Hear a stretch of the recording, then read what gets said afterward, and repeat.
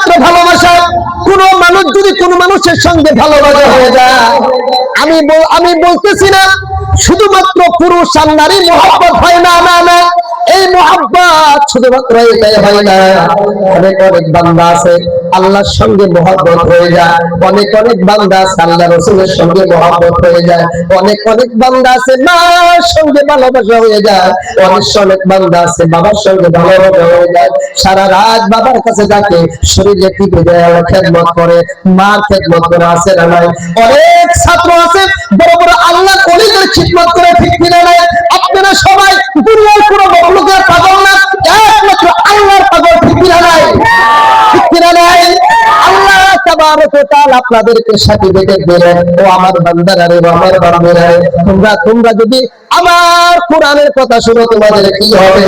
আল্লাহ রাব্বুল আলামিন বলেন, ওয়া ইদা তুলিয়াত আলাইহিম আয়াতুহু যাদাতুহুম ঈমানা। সূরা সূরা বলা যাচ্ছে কি সুবহানাল্লাহ। আল্লাহ রাব্বুল আলামিন বলেন, ওয়া ইদা তুলিয়াত আলাইহিম, যখন কোন বান্দা কোরআন তেলাওয়াত করে এবং কি কোরআনের কথা শোনে, ওই বান্দা বান্দির অন্তরের মধ্যে একটি ঈমানের পাওয়ার জমে যায়, ঠিক কিনা নাই? ঠিক কিনা নাই? ঈমানের পাওয়ার, এত পাওয়ার আপনারা সবাই জানেন, এত পাওয়ার, এত পাওয়ার। হযরত বিলাল রাদিয়াল্লাহু তাআলা আনহু, লম্বা ঘটনা, 5 সেকেন্ড লম্বা ঘটনা আমি আপনাদের সম্মুখে বলতেছি, যুবক একটু অন্তরে কান লাগায় শোনো। হযরত বিলাল রাদিয়াল্লাহু তাআলা আনহু একজন কালো সাহাবা ছিল, ছোট্ট একজন সাহাবা ছিল। আল্লাহ রাব্বুল আলামিনের প্রতি ঈমান আনছে। উমাইয়া বিন খালফের একজন গোলাম ছিলেন, উমাইয়া বিন খালফের একজন গোলাম ছিলেন। আল্লাহ নবীর প্রতি ঈমান আনছে, আল্লাহর প্রতি ঈমান আনছে। উমাইয়া বিন খালফ এই খবরটা পেয়েছে। উমাইয়া বিন খালফ হযরত বিলাল রাদিয়াল্লাহু তাআলা আনহুকে এত কষ্ট দিতেছে, কষ্ট দিতেছে। কিতাব সাক্ষী দেয়, হাদিস সাক্ষী দেয়, হযরত বিলাল এক হাত পাও বেঁধে মরুভূমির মধ্যে হয়ে গেছে, বালুর মধ্যে নিয়েছে, বালুর মধ্যে নিয়ে হাত পা বেঁধে মুখের উপরে পাথর চাপা দিয়েছে। কিতাব সাক্ষী দেয় এমন ভাবে মারতে মারতে, চাবুক মারতে মারতে শরীর থেকে একবার রক্ত জড়িত হয়ে গিয়েছে। ওই রাস্তা দিয়ে আবার আপনার নবীর একবারে নিকটবর্তী একজন সাহাবা ছিলেন, ভালোবাসা ছিলেন, যে সাহাবীর নাম হলো হযরতে আবু বকর। বলেন সুবহানাল্লাহ। হযরতে আবু বকর ওই রাস্তা দিয়ে যাইতেছে, যাইতে যাইতে দেখা আমার একজন ভাইকে এমন ভাবে মারধর করতেছে, মুখের উপরে পাথর দিয়ে চাপা দিয়েছে। বিলালের জবান দিয়ে বলতেছে, আহাদ আহাদ, আল্লাহ এক, আল্লাহ এক, আল্লাহ এক। বলেন সুবহানাল্লাহ। আল্লাহ এক, আল্লাহ ছাড়া কোনো মাবুদ নাই। হযরতে আবু বকর সিদ্দিক রাদিয়াল্লাহু তাআলা আনহু বিলালের কাছে গিয়ে বললেন, বিলাল, আমি তোমাকে বলি, তুমি তো উমাইয়া বিন খালফের গোলাম, তুমি ঈমানটাকে তুমি চুপে চুপে রেখে দাও, তুমি তার কাজ করো। তুমি আল্লাহর উপরে যে ঈমান এনেছো, এটা তুমি জুড়ে জুড়ে তুমি বলিও না, জুড়ে জুড়ে তুমি বলো, তাহলে তোমাকে মেরে ফেলবে। এই কথা বলার সঙ্গে সঙ্গে বিলাল বললেন, ও আবু বকর, সত্যি আমি তওবা করলাম, আর কোনদিন আমি জোরে আহাদ আহাদ বলবো না। এই কথা বলিয়া হযরত আবু বকর সিদ্দিক রাদিয়াল্লাহু তাআলা আনহু চলে গেলেন। চলে যাওয়ার পরে আরেকদিন হঠাৎ করে ওই রাস্তা দিয়ে যাইতেছে, যাইতে যাইতে দেখেন আবারও সেই মুআজিরা দেখলেন যে হযরত বিলালকে দুই হাত পা বেঁধে মরুভূমির মধ্যে পাথর উপরে শুইয়া বুকের উপরে পাথর চাপা দিয়ে আমরা দূর করতেছে। তারপরে আবু বকর রাদিয়াল্লাহু তাআলা আনহু আসলেন, ও বিলাল রে, আমি তো বললাম তুমি তো আল্লাহকে বিশ্বাস করেছো, আল্লাহ নবীকে তুমি বিশ্বাস করেছো, কিন্তু তুমি ঈমানটাকে তুমি গোপনে রেখেছো। এই কথা বলিয়া বলিয়া হযরত ওমর, হযরত আবু বকর সিদ্দিক রাদিয়াল্লাহু তাআলা আনহু চলে গেলেন। হযরত বিলাল বললেন, ঠিক আছে, আমি আর বলবো না। তারপরে আরেকদিন যখন নাকি যাইতেছেন তারপরেও দেখেন এইভাবে হাত পাও ধরে মারতেছেন। আমার আবু বকর রাদিয়াল্লাহু তাআলা আনহু, আমার নবী বিশ্ব নবী রাহমাতুল লিল আলামিন, যে নবী উম্মতের জন্য এত মায়া এত মহব্বত, যাদেরকে আমাদেরকে ভাই বলে পরিচয় দিয়েছে, জোরে জোরে বলা যাবে কি সুবহানাল্লাহ। আবু বকর রাদিয়াল্লাহু তাআলা আনহু আমার নবীকে গিয়ে বললেন, ইয়া রাসূলুল্লাহ, ইয়া হাবিবাল্লাহ, একজন বান্দা আল্লাহর আশিক হযরত বিলাল রাদিয়াল্লাহু তাআলা আনহু ঈমান এনেছে। আমি দেখলাম উমাইয়া বিন খালফ এত ভাবুক করতেছে, আমি দেখিয়ে সহ্য করতে পারি না। হযরত আবু বকর সিদ্দিক রাদিয়াল্লাহু তাআলা আনহু বললেন, ইয়া রাসূলুল্লাহ, আমি কি তাকে আযাদ করিয়া নিয়ে আসবো? আমার নবী বিশ্বনবী রাহমাতুল লিল আলামিন বলেন, আবু বকর যাও যাও, তুমি হযরত বিলালকে তুমি আযাদ করিয়া নিয়ে এসো।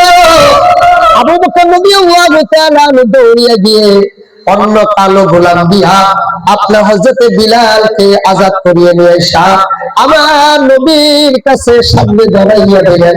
আমার নবী রাহমাতুল লিল আলামিন হযরত বিলালকে এত মহব্বত এত করেছেন, আমার নবী হযরত বিলাল রাদিয়াল্লাহু তাআলা আনহুকে বুকে জড়াইয়া চিৎকার দিয়েছেন, বলেন সুবহানাল্লাহ। সেই নবী আমাদেরকে ভাই বলেছে, কারণ হলো আল্লাহর হাবিব সাল্লাল্লাহু আলাইহি ওয়াসাল্লাম বলেছেন, আল্লাহর হাবিব বলেন আমি তাদেরকে এই জন্য আমাদেরকে ভাই বললেন। আল্লাহ নবী বলেন, যে আল্লাহর বান্দা আমাকে দেখে নাই, আমাকে দেখে না, হাদিস পড়ে পড়ে কোরআনের মধ্যে বিশ্বাস করে আমার সন্তান পেয়েছে, তারপরে আমাকে এক রাসূল হিসেবে মেনে নিয়েছে, আমি তাদেরকে ভাই বলে ঘোষণা করে দিলাম। জোরে জোরে বলা যাবে কি সুবহানাল্লাহ। আমার নবী বিশ্ব নবী রাহমাতুল লিল আলামিন, সাহাবারা এই ইসলামের জন্য কোরআনের জন্য এত কষ্ট করেছেন, এত কষ্ট করেছেন। আল্লাহ তাবারক ওয়া তাআলা বলেন, এত তারা কোরআনের জন্য কষ্ট করলেন, তারা কোরআনকে এত মানলেন, এত ভালোবাসলেন। কোরআনের কথা যখন লিখে ফেললেন, আল্লাহ রাব্বুল আলামিন বললেন, ক্বালু সামি'না ওয়া আতা'না। আল্লাহ রাব্বুল আলামিন আল্লাহ নবীকে যে কথা বলেছেন, আল্লাহ নবী এবং সাহাবাদের সেই বলে দিয়েছে। আল্লাহ নবী বলার সঙ্গে সঙ্গে সাহাবা রাদিয়াল্লাহু তাআলা আলাইহিম আজমাইন একবার এক কথা বলার সঙ্গে সঙ্গে তারা মেনে নিয়েছেন, বলেন সুবহানাল্লাহ। আল্লাহ নবী সাল্লাল্লাহু আলাইহি ওয়াসাল্লাম বলেন, দুনিয়ার মধ্যে যত কিতাব আছে সমস্ত কিতাবকে যদি একত্রিত করা হয়, এই সমস্ত কিতাব যদি তন্ন করে যদি তুমি দেখো, সমস্ত কিতাবের মধ্যে ভুল হয়ে যাবে। আল্লাহ রাব্বুল আলামিন বলেন, এই কোরআনটা, যে কোরআন আল্লাহর কথা, আল্লাহর কোরআন যে বাড়ির মধ্যে থাকবে, আল্লাহর কোরআনের মতো জিন্দেগি যে বান্দা বান্দি সাজাবে, আল্লাহ রাব্বুল আলামিন বলেন এই বান্দা দুনিয়ার মধ্যে কামিয়াবি হবে, আখিরাতের মধ্যে কামিয়াবি হবে। ঠিক কিনা নাই? হযরত ওমর রাদিয়াল্লাহু তাআলা আনহু কোরআনের প্রতি এমন কি এত দুশমন ছিলেন, আল্লাহ নবী এত দুশমন ছিলেন, এত দুশমন ছিলেন, কাফেররা বলতে কি আছো যে হযরত আমার নবী বিশ্ব নবী রাহমাতুল লিল আলামিনের মাথাকে আনতে পারবে কোন কাফেররা বিদিনরা কেউ সাহস করে নাই। কিন্তু এত দাপট ছিলেন, তো শক্তিশালী ছিলেন, ওমর বললেন আমি আনতে পারবো, বলেন নাউযুবিল্লাহ। ওমর রাদিয়াল্লাহু তাআলা আনহু বলেন আমি আনতে পারবো। আপনি যাইতেছে ও আমার বিরুদ্ধে বাধা দিলা, ও আমার পরদানিশী মা, একটু অন্তরে কান লাগায় শোনা। এই জন্য আমি শুনতে বলি, আজকে প্রত্যেক বাড়ির মধ্যে গজবার গজব, বাড়ির মধ্যে শান্তি নাই, করোড় করোড় টাকা কামাই করে, স্বামী কামাই করেন, ছেলে সন্তানের কামাই করে, বাড়ির থেকে মুসিবত যায় না। দেখতে দাঁড়ায় আমার হলো বেমার, আমার স্ত্রীর বেমার, আমার ছেলে সন্তানের বেমার, আমার আব্বার বেমার, আমার মার বেমার, বাড়ির মধ্যে খালি পেরেশান আর পেরেশান। আল্লাহ নবী সাল্লাল্লাহু আলাইহি ওয়াসাল্লাম বলেছেন যে বান্দা বান্দিরা বান্দা বান্দির মধ্যে কোরআন তেলাওয়াত করে ওই বান্দা বান্দির কোরআন তেলাওয়াতের কারণে এই বান্দা বান্দির বাড়ির মধ্যে রহমত নাযিল হয় এবং আল্লাহর গজব গুলো চলে যায়। জোরে জোরে বলা যাবে কি সুবহানাল্লাহ। আমি বলতেছিলাম ওমর রাদিয়াল্লাহু তাআলা আনহু তালওয়ানি আমার নবীর দরবারে যাইতেছেন মাথা আনার জন্য। আমার নবী রাহমাতুল আলামিনের দরবারে যাওয়ার আগে রাস্তার মধ্যে একজন সাহাবাদের সঙ্গে সাক্ষাৎ হলো।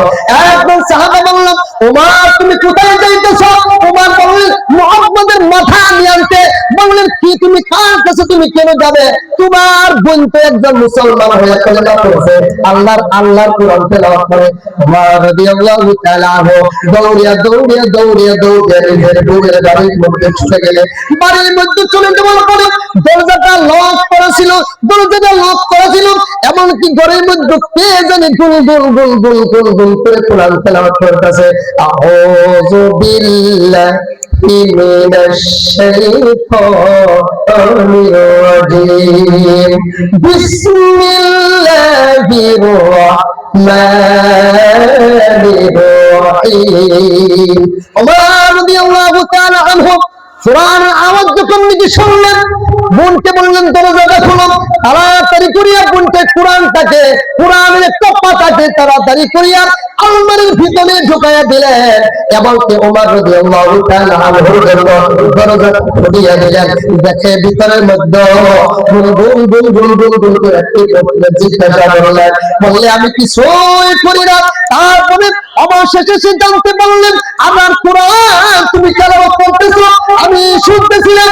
তারপরে বললেন, আমার ভাই, অবশ্যই আমি আল্লাহর প্রতি ঈমান আনছি, আল্লাহ রাসূলের প্রতি ঈমান আনছি। কিতাব সাক্ষী দেয় ওমর রাদিয়াল্লাহু তাআলা আনহু তার বোনকে এমন ভাবে একটা থাপ্পড় মারলেন, আঘাত করলেন যে নাক দিয়ে রক্ত বাহির হয়ে গেলেন।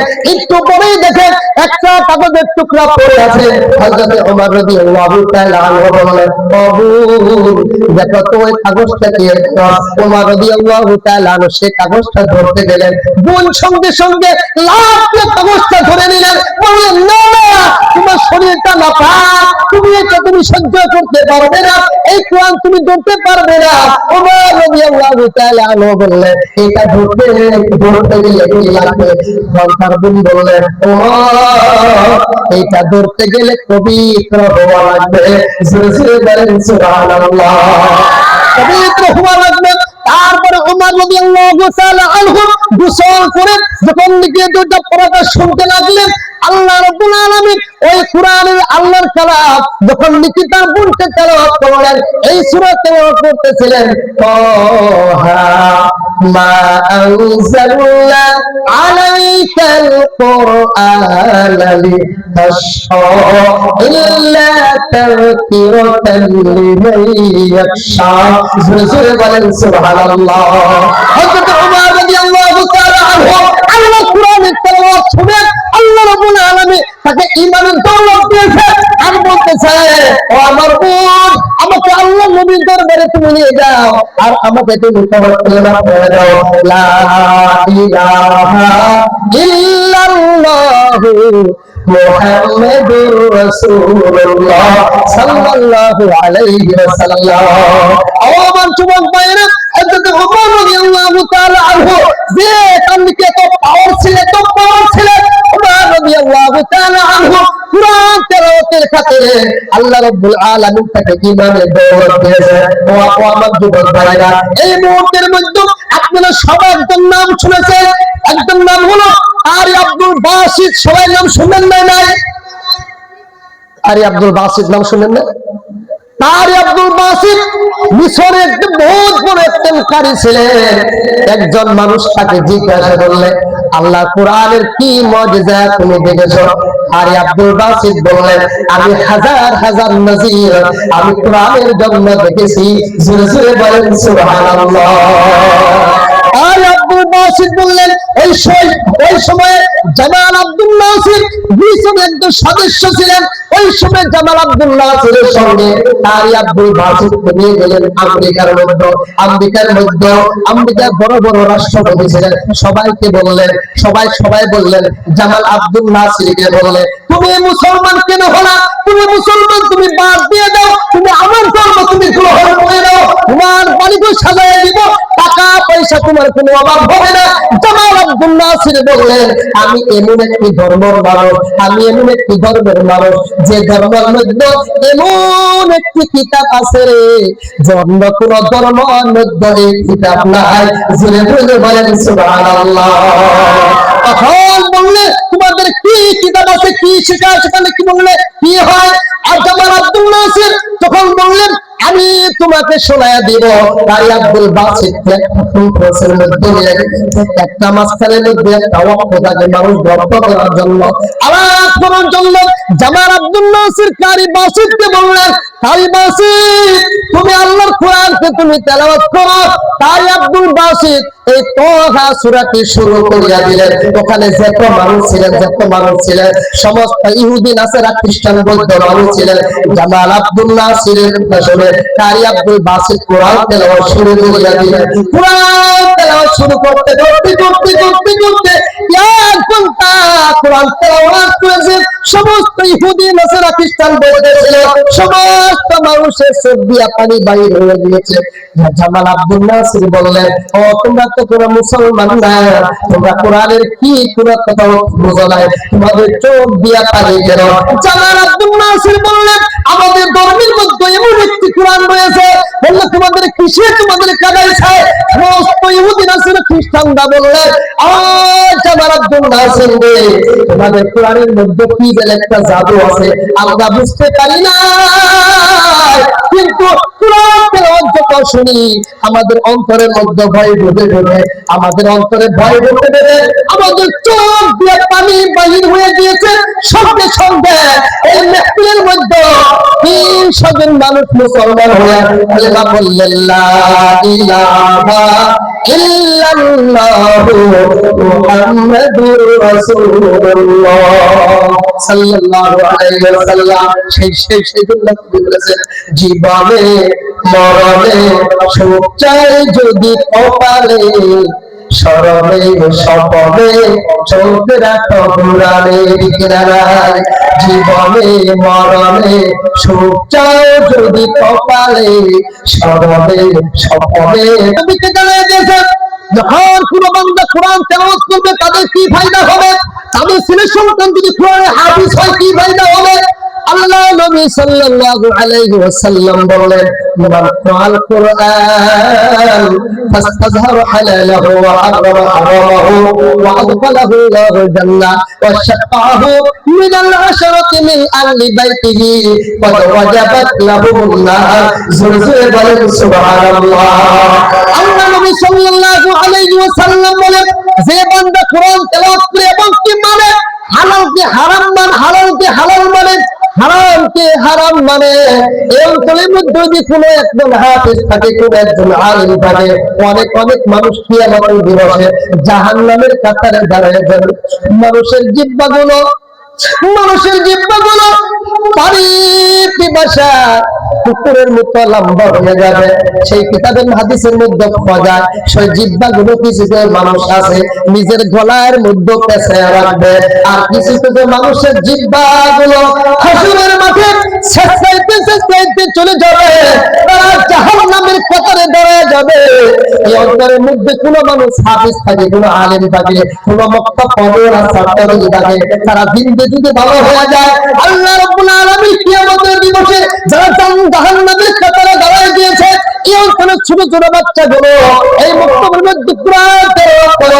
এখানের মধ্যে অনেকের মা নাই, অনেকের বাবা নাই, ঠিকেরা নাই, অনেকের ছেলে সন্তান নাই, ঠিকেরা নাই। ও আমার যুবক ভাইরা, বিরুদ্ধ বাবারা, কিয়ামতের দিন যদি আসামি হয়ে যায় আপনাদের এই ছেলে সন্তানগুলো যারা কোরআন পড়ে, তারা যদি এই অঞ্চলের মধ্যে যদি হাফেজ হয়, কোরআন পড়ে, হাফেজ হয় না, কোরআনকে মহব্বত করে প্রত্যেকদিন কোরআনের তেলাওয়াত করে, আল্লাহর হাবিব হাবিব সাল্লাল্লাহু আলাইহি ওয়াসাল্লাম বলে তারা জান্নাতের কাতারে দাঁড়ায় থাকবে, জান্নাতের কাতারে দাঁড়ায় থাকবে, জাহান্নামের কাতারগুলো এইভাবে তাকায় তাকায় দেখবে, দেখবে যে আমাদের অঞ্চলের অনেক মানুষ জাহান্নামের কাতারে দাঁড়ায় আছে, তাদের চোখ দিয়ে পানি বাহির হয়ে যাবে।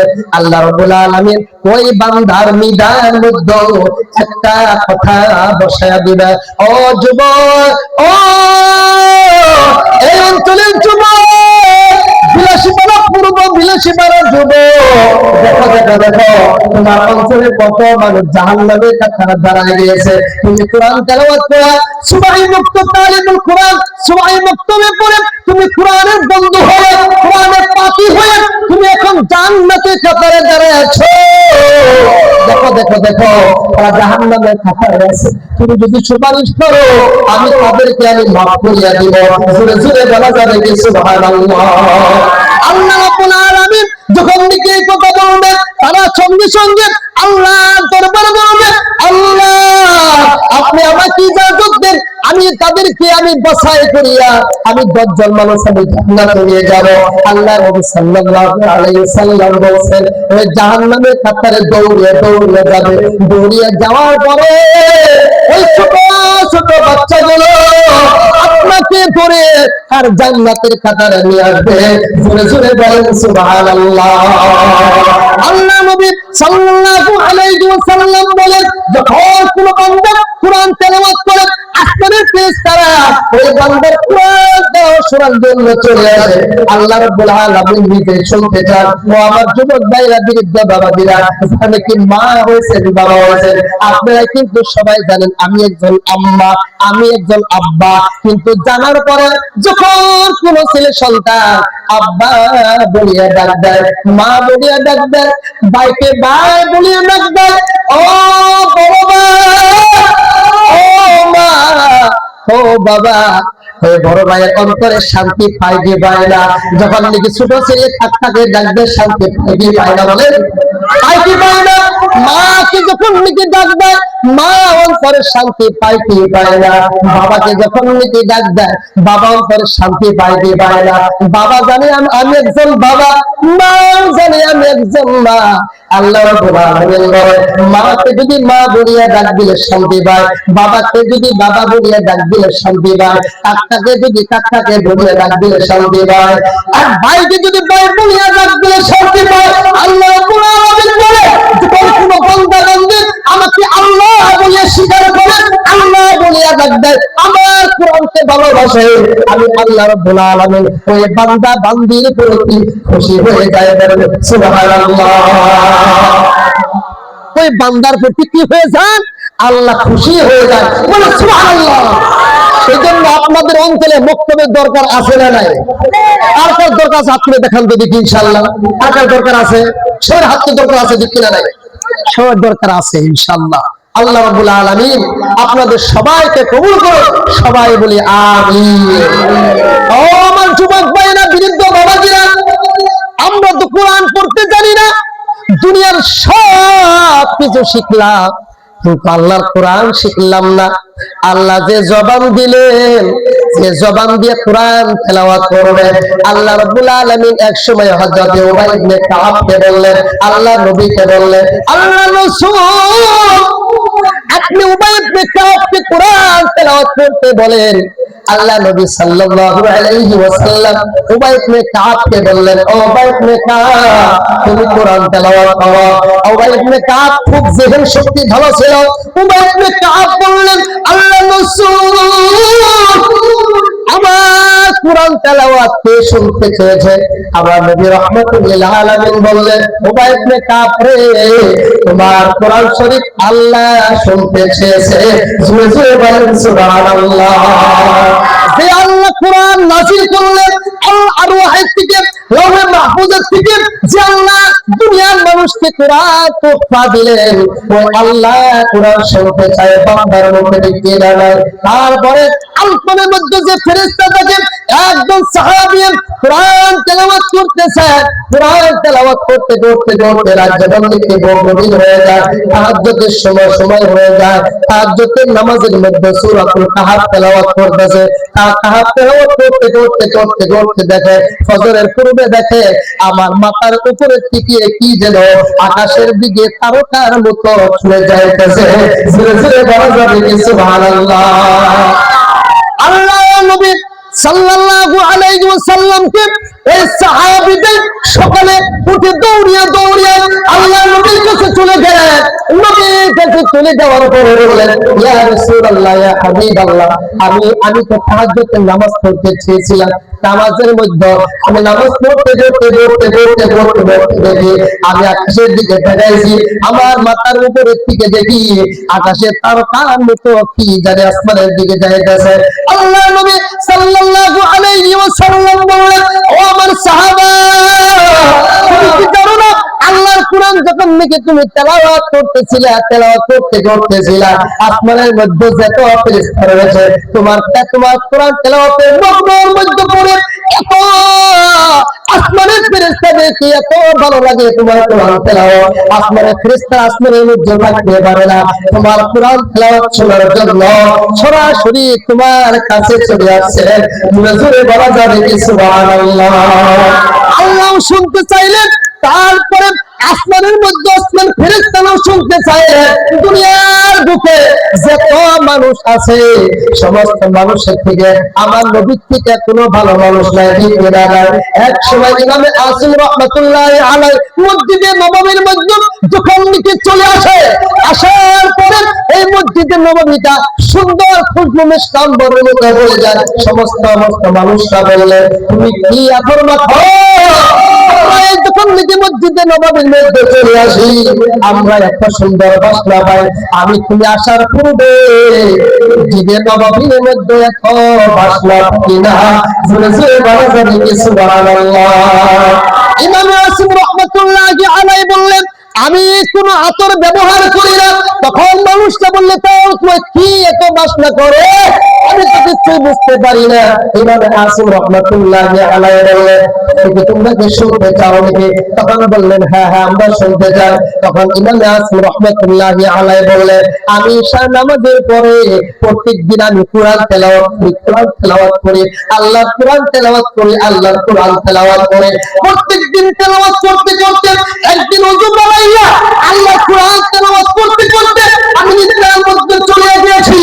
আমার নবী বিশ্ব নবী রাহমাতুল্লিল আলামিন মদিনা থেকে স্বপ্নের মাধ্যমে আমার কাছে এসেছেন। আসার পরে বললেন, ইমামে আসি, তুমি যে আল্লাহর কোরআন তেলাওয়াত করো আমার কাছে এত ভালো লাগে, আমি মদিনার মধ্যে আর থাকতে পারলাম না। তারপরে আসিয়া ইমামে আসিম রাহমাতুল্লাহি আলাইহি বলেন, আমার নবী আসিয়া ইমামে আসিম রাহমাতুল্লাহি আলাইহির গালের মধ্যে চুম্বন দিয়েছে। বলে সুবহানাল্লাহ। গালের মধ্যে চুম্বন দেওয়ার পরে ইমামে আসিম রাহমাতুল্লাহি আলাইহি বললেন, যখন নাকি আমার মধ্যে স্বপ্নের মাধ্যমে আমার নবী আমার গালের মধ্যে চুম্বন দিলেন, তারপরে থেকে আমার শরীরের মধ্যে বিশ্ব আম্বরের বাসনা আসে। জোরে জোরে বলেন সুবহানাল্লাহ। আল্লাহ নবী সাল্লাল্লাহু আলাইহি ওয়াসাল্লাম বলেন, যখন কোন বান্দা কোরআনকে মুহাব্বত করবে, আপনারা সবাই জানেন কোরআনের উপরে একটা খাবার থাকে, কোরআন যে বস্তুর উপরে রেহান লাগাও ওই রেহান থেকে কোরআনই হয়ে যায়। কোরআনের উপরে যে একটা খাবার থাকে, ওই খাবারের দাম হয়ে যায়, ঠিক কিনা? আল্লাহ নবী সাল্লাল্লাহু আলাইহি ওয়াসাল্লাম বলে, কোন বান্দা বান্দি যদি কোরআনকে ভালোবাসে, কোরআন পড়নেওয়ালাকে ভালোবাসে, আল্লাহ নবীর মাদ্রাসাকে ভালোবাসে, আল্লাহ নবী সাল্লাল্লাহু আলাইহি ওয়াসাল্লাম বলে, ওই বান্দা বান্দি শুধুমাত্র তাদেরকে ভালোবাসলো না, আমাকে ভালোবাসলো। আল্লাহ নবী বলেন, আমাকে ভালোবাসলো না, আল্লাহকে ভালোবাসলো। বলেন না সুবহানাল্লাহ। আমাদের ইন্ডিয়ার মধ্যে একজন মানুষ, মুরব্বী মানুষ, অনেক আছে কোরআন পড়তে জানে না, ঠিক কিনা? খারাপ পাবেন না, না না না। আগের যুগে এত মাদ্রাসা ছিল না, ছিল কি? এত মাদ্রাসা ছিল না, এত ইমাম সাহেব ছিল না, হুজুর ছিল না। 10টা গ্রাম মিলিয়া একজন হুজুর থাকতো, ঠিক কিনা? সেই জন্য আগের বুড়া আব্বারা কোরআন পড়তে জানে না, শিখে নাই। কিন্তু এখন দেখা যায় আমাদের অঞ্চল আছে, তারপরেও যদি আমাদের বাচ্চাকে কোরআন শিখাইতে পারি না, ও যুবক বৃদ্ধ বাবাজিরা পর্দানি শোনা বোনেরা, আপনারা কিয়ামতের দিন জবাব দিবেন। যে জবান দিয়েছিলেন কোরআন শেখার জন্য, আপনার ছেলেদেরকে সব শিক্ষা দিলেন, ইংলিশ শিক্ষা দিলেন, গণিত শিক্ষা দিলেন, বিজ্ঞান শিক্ষা দিলেন, সমস্ত দুনিয়ার সব শিক্ষা দিয়েছে, কিন্তু আপনি কোন চিন্তা করলেন না আমার ছেলে কোরআন পড়া জানে কি জানে না, আমার মেয়ে কোরআন পড়া জানে কি জানে না। আপনি যদি আপনার ছেলেকে আপনার মেয়েকে আপনি কোরআন পড়া শিখেছে, আল্লাহ রাব্বুল আলামিন একটা হক আপনি আদায় করলে, আর যদি কোরআন শিক্ষা যদি না দেন আপনি হক আদায় করতে পারলেন না। কিয়ামতের দিবসে আল্লাহ রাব্বুল আলামিন বলেন ইয়াউমা তুকাল্লাবু বুজুহুম ফিন-নার ইয়াকুলুনা ইয়া লাইতানা আতা'নাল্লাহা ওয়া আতা'না রাসূলা। আল্লাহ রাব্বুল আলামিন কিয়ামতের দিবসে অনেক ধ্যান জ্বলবে, আপনার জাহান্নামের মধ্যে ঘুঁটা মারবে, মানুষের ঘাট ধরিয়ে ঘুঁটা মারবে। অনেক ছেলে সন্তান জাহান্নামের মধ্যে যাবে, তারা বলবে আমি তো জাহান্নামের মধ্যে আমি যাইতে চাই না, আমি দুনিয়ার বুকে আমার আব্বা আমার আম্মা আমার বড় ভাই অনেক কিছু শিখাইছিল, কিন্তু কোরআন আমাদেরকে শিখায় না।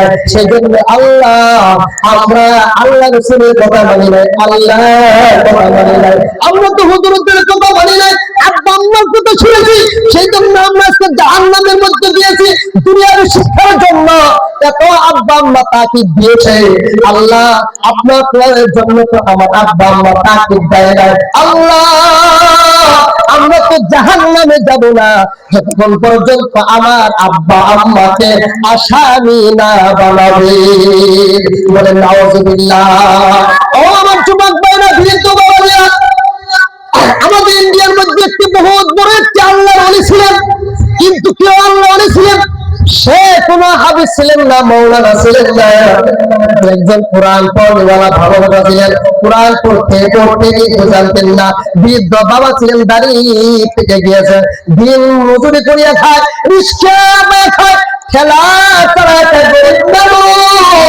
এই অঞ্চলের মধ্যে বেশিরভাগ গরিব মানুষ ভাই, ও আমার যুবক ভাইয়েরা, ও আমার বৃদ্ধ বাবাজিরা, আমি এই জন্য বলছি, আমি কিন্তু আপনাদের সবাইকে আমি চিনি। এই বক্তব্যের মধ্যে আমি কিন্তু অনেকদিন 15 বছর আগের কথা, আমি তখন ছোট ছিলাম, তারাবি নামাজ পড়াইছি, ঠিক কিনা নাই মনে আছে কি? আছে মনে? অনেকদিন পড়বে, 15 বছর পড়বে।